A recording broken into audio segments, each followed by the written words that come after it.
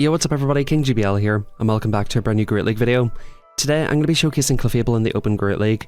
This Pokemon I think is vastly underrated. This Pokemon received 2 buffs this season, in Fairy Wind getting the buff in damage, and of course getting the bait move of Swift. I found that both of these things together really made Clefable very strong. I've used it in 2 teams so far. We used it with the Roll Hole team, and now we're using it with a Sableye and Watergun Lantern team. The reason that Watergun Lantern's on this team is just purely to check out how good it is and see if it is still viable in the current meta. You definitely could swap out Lantern for something like an Azu or some other water type. Feraligatr in this position probably does pretty well. Pretty much what you want is to draw out the Clodsire. You need to draw out the Clodsire for the Clefable to sweep. So some sort of Pokemon that's going to be able to draw out Clodsire can be fine in that position. Anyway guys, welcome back to the channel. I hope you're all having a fantastic day. You know what to do here. Drop a like, subscribe, let me know your thoughts on Clefable in the comment section down below. I do think this is one of the more underrated move updates, and that's why I want to showcase it again and put the focus on Clefable for today's video. As you can see in this matchup here, we're going to go for the big power gem on the Dugong. Shadow Sableye with buff power gem, just going to hit like an absolute truck despite how many debuffs you put on it. In comes this thing. In the Zero Shield scenario, you want to go straight for the Moonblast. I do overfarm a little bit extra here just to make sure that I get enough Fairy Wind damage in, and this should be good games. In the One Shield scenario, you should win this matchup, because Clefable, as you can see, lives a move, and should be able to make it to basically a Swift and a Moonblast. Most Gators do Shield if they call it, it's pretty rough, but baiting a Swift and getting to a Moonblast is generally how you win that matchup. So hopping into the next battle here, we have Malamar versus Sableye. We basically pasted these moves equally, however we do outpace in the 2 Shield. So Sableye Shadow will definitely win the 2 Shield in the situation.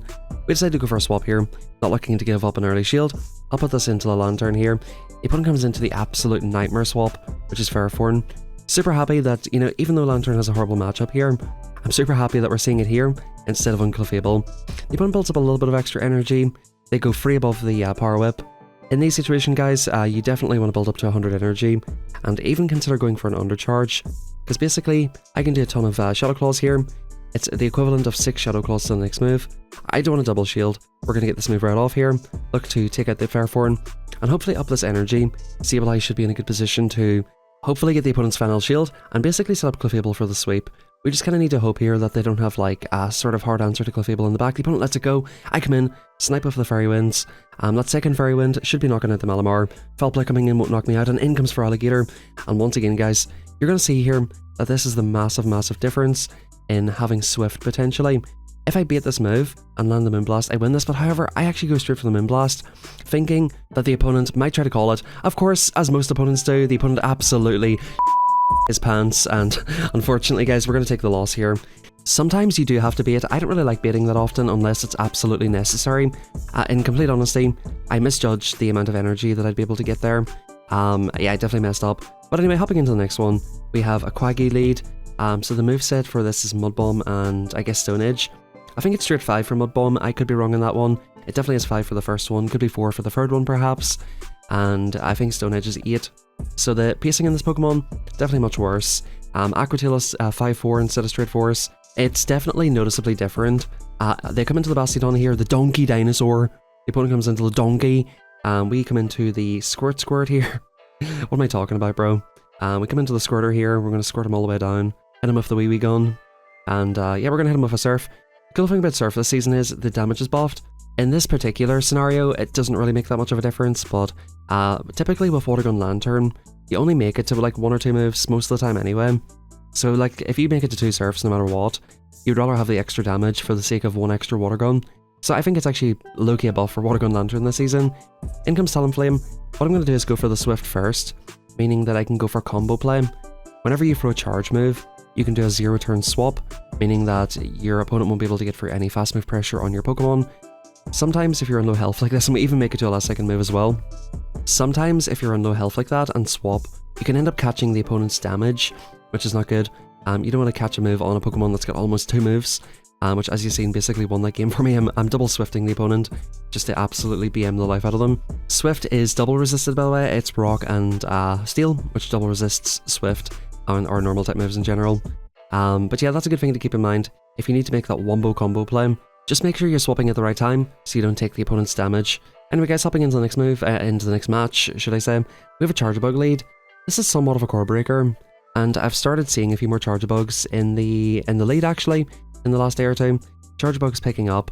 just because there's a lot of Gators in the meta, a lot of Oller Pokemon aside from Clodsire, which don't really want to see Charge Bug. Thankfully, the opponent lets that move go. That's kind of a problem out of the way. We catch the X-Scissor here, and the opponent comes into the Gator. Is this still fine? Feraligatr here is quite a annoying Pokemon up energy for this team, and the opponent's in Crunch, which is definitely not the correct moveset. I think probably double Hydro would have been sufficient to knock me out. I bait the opponent here, trying to get off a second Surf. The opponent commits to the farm down, and we're just in a bit of a sticky spot here at this point. I need to somehow, like, I don't know, shield a Hydro Cannon here and catch it on Sableye and get off double Swift or something. It's definitely looking awkward. We come into Sableye, try to get off the move. The opponent does not allow it to happen. They go for the CMP tie here, which Feraligatr does win. This is so bad, bro. This is definitely not what you want to see here. Thankfully, like, you know, we can potentially take this out. The opponent lets it go. And, oh, I think I remember this battle. They come into a dog trio. I just immediately top left, bro. I immediately top left. We go 3-2 in the first set, and let's hop on into the next one. When I seen Alolan Dug Trio, I knew that I'd seen enough that match. I just immediately top left. I wanted absolutely nothing to do with that. Anyway guys, hopping on into the next one here. What's going on? What's going on? We have the Malamar on the Sableye.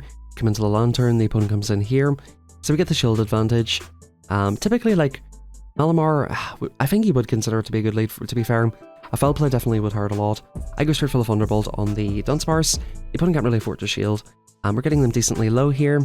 And what I'm thinking is, we can probably, so the opponent banged all that energy with Malamar. We can probably come in, take one, shield one. Oh, we actually come in with Clefable. Really interesting. Oh, I'm going to farm it the whole way down. Guys, this is a huge difference in Fairy Wind, by the way. Look at us Fairy Winding this bulky Dunsparce down. That's actually insane. To give you guys some reference, Azumarill can beat this thing at CMP tie. That gives you an idea of the bulk, and yeah, we're just Fairy Winding it the whole way down. The opponent comes into Licky Licky. We've got Roll Hole on this team. The opponent's running Roll Hole, which, by the way, I'm going to just say, whenever you see Roll Hole, that is the King GBL team. I'm just joking about that, by the way.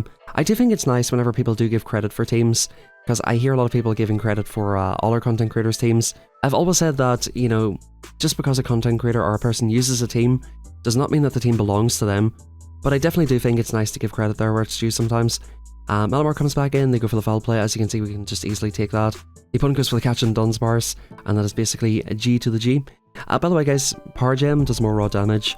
If you can only get off one move, go for Power Gem. Just a little sort of bit of information for you there. Clefable itself works really well with Roll Hole. If you want to run Clefable lead with double rollout, it actually worked super well a few days ago. Anyway guys, Clodsire lead, this is exactly where we want to see it. Sableye can take a move here. I go for the extra here, by the way, because I'm expecting this to be Feraligatr. So if you get this in the lead, what I recommend doing is building up to 100 energy before throwing. The reason being is, if they have a Gator in the back, which oftentimes they do, you want to be so far ahead in energy that it makes it really hard for them to come in and start going for Hydro Cannons. So as you can see, we're building all the way up to 100 every time before we throw. If the opponent shields once, they're going to have to shield twice, and Clefable up a shield in the back is definitely good news for me. Now what the opponent does here is absolutely insane. No shield this move, which is crazy. They come into Gator, farm me down. I should have been a little bit faster in the swap. I come into Lantern just to absorb some of the energy here. Basically try to get them low, get off 2 Surfs if possible. Once again, the opponent's on Crunch. I think in this meta, it's an absolute necessity to run Ice Beam. Ice Beam is just far too good for this meta not to use it. Because if you get lined up on a Mandy, which is common, you can look to threaten to one-shot a Jumpluff. You definitely want Ice Beam in this meta, it's a lot better in my personal opinion. We come into the Clefable, and again, this is where you're going to see the pacing helps out a lot. I can take one of these moves. I shield the first one. We're going to try and basically make it to back-to-back here. The opponent will land a Hydro Cannon. This is basically chill at this point. We make it to 2 Swifts here. I do go for an extra one just in case the opponent goes for a catch.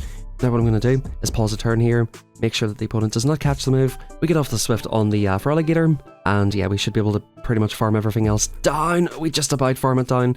So actually taking that extra Shadow Claw made it really close. I really like Dugong lead for Sableye. Perfectly fine matchup here. You just 7 and for the foul play. You pretty much never have to go Power Gem in this matchup unless it's in the Zero Shield. Because of course the opponent goes for debuff slot every time. If you land a foul play, it gets them decently low and it puts them into a position where you can start to think about farming it down. This time I full send the Power Gem in case the opponent does want to let it go. They do let it go, of course getting the debuff. I catch a potential Icy Wind on the Dugong, or sorry, on the Lantern, which it is of course Icy Wind, and the opponent comes into a Confusion Cresselia. I'm definitely really happy I kept Sableye alive, because these confusions are resisted of course, and Sableye should be able to get through a lot of Shadow Claw damage. Basically, at the very least, we should be able to Shadow Claw it into a range where we can Fairy Wind it down, or pretty much force the opponent to throw energy. The opponent's overfarmed a ton here. I'm coming in Sableye just to basically force the opponent to throw, and I am going to go for a hugely aggressive Fairy Wind down. This is going to be the Fairy Wind down of all time here. This is the Fairy Wind down of all time. I'll happily respect the move. The opponent comes into Dugong. We're going to try to commit to this Fairy Wind down. I thought the opponent was going to make the move, so I shit my pants and throw the Swift here. I don't think that was absolutely necessary, and the opponent comes back in here, locking themselves back in, and basically guaranteeing that I farm them the whole way down. As you can see, these Fairy Winds are absolutely chunking the opponent, and the opponent comes into a Stunfisk. For the first move, I'm going to full send it. Hopefully the opponent lets it go, trying to call the first move. Bang! We do land that, and that's absolutely perfect. Now, we're in a bit of a sticky position. If I go straight Moonblast, the opponent's going to outpace me, so I have to go for a Swift here, and I have to land a Moonblast. Basically, it's 5 and then 4 for the move. I need to outpace this. Do we get there in time? We get there in a CMP time. So being able to have Swift, a cheaper bait move, really made a huge difference in this matchup. If I was on Meteor Mash, I definitely lose that one. Once again, in the next battle, we do have the familiar Chargebug lead. I do predict that Chargebug and Azu is going to be a common core. Chargebug, Azu, Gator, I think will be a very strong team. This time what I decide to do is just bank all of the energy and like to go into Lantern right away. The opponent is bringing the Gator, which is hilarious that they're bringing in Gator to an electric type as an answer to it. It's really funny if you think about it. The opponent's on Hydro Cannon. This is perfectly fine. I'm going to commit to the Bolt here, try to throw in good timing. I only get off one move here, but I think actually I might have been able to make another Surf potentially. Maybe they just... yeah, I think I would have made the second Surf, so double Surf would be in the play. Now Gator's got a ton of energy. It's so hard to deal with whenever it has this much. I recognise that if I double shield, I can basically take this out. As long as I don't go for CMP tie that I lose, I should be able to outpace this thing. I'm now going to outpace the Gator. Hopefully they don't catch the move. That would be really bad. If they caught the move with some residual energy, that could be game over for me. They let the move go, come into this, and I'm going to go straight for the foul play. I don't think it's necessary to go for the big move. I think the opponent's going to shield. I try to catch. The opponent does not fall for it, and they throw the discharge. So at this point, I can 5 and throw before the next discharge, and in comes the Zoomerl. I'm going to 7 and throw the Moonblast here. We're going to see how much damage this does. Does Fairy Winds plus Moonblast knock this out? Well, the looks of things 2 will cleanly knock this out. So the opponent's pretty much forced to throw pretty quick. I've got a decent amount of energy to go for the play rough here. What I decide to do here is 6 and throw. I should have 7 and throw, but it doesn't really matter at this point because we get this move off right here that takes the opponent out, and we're going to make it to a foul play. So yeah, I could have 7 and through, and I would have just got to this move a little bit sooner. It would have been a little bit less close, but nonetheless, good games. We do take the win. And as I mentioned, I think that team's going to be super strong this season. Now, in comes a Clefable lead, very awkward for me. I go for this move right away. I probably should be baiting the opponent. Really easy bait spot here. I come into Lantern to basically absorb, just to basically sack the Lantern, right? I was thinking, this could be Roll Hole. This could be the team that I showcased a few days ago with Dunsparce and Licky Licky. The opponent builds back up to a Moonblast. I'm like, Moonblast me daddy. The opponent goes right for it, and I'm pretty fine with that. I'm going to come back in with Sableye again. Again, we're trying to sweep with Clefable up shields here. So I can pretty much just go for foul play at this range. We're going to IPS the opponents to the Moonblast. I think the CMP tied me on a Swift there. And we're going to look to see what they come into. They come into Walrein, and the opponent here is an insta-throwing Andy. They throw the Icicle Spear right away. I'm thinking this could be just double, like, weak to counter. So this could be a little bit tricky here. We get off the foul play here. We don't get the opponent's shield, and we come into the Clefable. The opponent comes into Aurorus. The opponent is rocking Ice twice. We've got Ice twice on the opponent's team. Clefable double Ice. How much sense does this team make? I guess it makes a decent amount of sense because Aurorus and Walrein both do pretty fine into the Clodsarm. Of course, Aurora's doing better with the rock typing. This team would be quite weak to something like a Carbink. I do think we're going to start seeing Carbink a little bit. And right there, guys, that's like the one case where I was like, oh man, where's my Meteor Mash? Where's my Meteor Mash? We could have just absolutely obliterated this thing with Meteor Mash, dude. That was the one case where it was like, man, I really wish I had that move. We do go for 1 on that set. And hopping into the final battles here, guys, we have an Aridos lead. Aridos lead is very, very awkward. So, like, you know, the team I'm showcasing today, it's not necessarily an amazing team. It's definitely more for fun. We're having early season battles here. We're checking stuff out, having a little bit of fun. Like I said, I recommend Clefable with Roll Hole. Check out the video from a few days ago if you want an actual strong team. But, you know, in this video, we're kind of just trying to see, like, what is Clefable capable of? The opponent comes into Gator thinking that debuffing him is going to make a huge difference. I mean, it makes somewhat of a difference. I don't really like letting them farm me down there. I think that was a bit of a misplay. I should have swapped into Lantern a lot sooner there. because we resist the poison stings, and I definitely could have done something a little bit smarter there. The one reason I didn't swap is because I didn't want to get locked in with a debuff, which of course would be very awkward. What I'm hoping to do here is basically get off a Surf with Lantern. The opponent actually comes into a Gastro. I wanted to Surf, get off Water Gun damage, and then go for a Swift with Clefable and just try my absolute best to farm it down. Now we are somewhat seeing the benefit of Swift here. We're able to get to these moves very, very quickly. I'm expecting the opponent to go for a lunge or a Trailblaze to ramp up their damage, so I decided to let the first move go for him. It is of course a lunge. The opponent's just horny for the debuff here. I just really need to get out of here. Unfortunately, man, Aridos is too good, bro. It's too good. This thing wins CMP. I did not realize they caught me on a CMP tie, bro. Had I kept this energy, this could have been a little bit better. They let that move go, come into Gastrodon, and unfortunately, we're just going to get slapped all the way down there. Once again, another very tricky lead. If it's Axon's team, I think he was running it with Feraligatr in the back, so this match is basically going to be awkward. I do believe the opponent throws an alignment here. I can take a move, absolutely no problem here. I can do 4 and throw for good timing, and if the opponent does not throw in good timing here, I can actually take this in the one shield, which is perfect.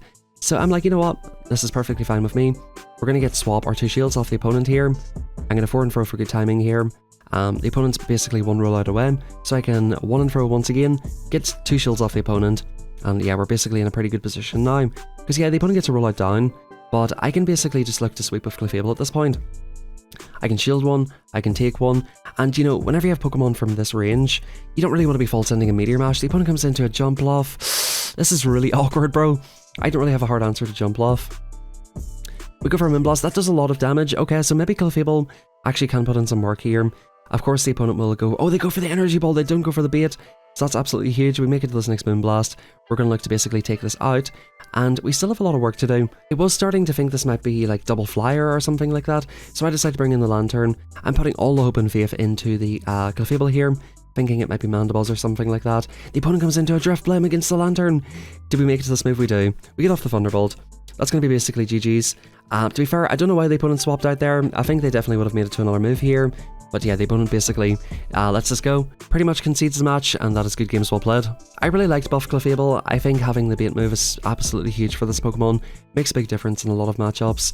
As you've seen, there are a few cases where Meteor Mash would be useful, but by and large, I think having the bait move was much more beneficial. I highly recommend this Pokemon. I do think there will come a point where Clodsire usage will go down. People are going to hard counter this Pokemon like crazy pretty soon. Clefable is going to do very well in neutral matchups, has very good matchups into, of course, things like Ghosts, does fine into things like Azu. It just felt like a super neutral Pokemon, and I definitely do enjoy that. If the opponent has got no Clodsire, you've got no problems. Guys, thank you very much for watching the video. Hope you all enjoyed. If you did, drop a like, subscribe, it's absolutely free, helps me out a ton. Big thank you for all the support, big thank you to all of our channel members, and big thank you to everybody who watches the videos.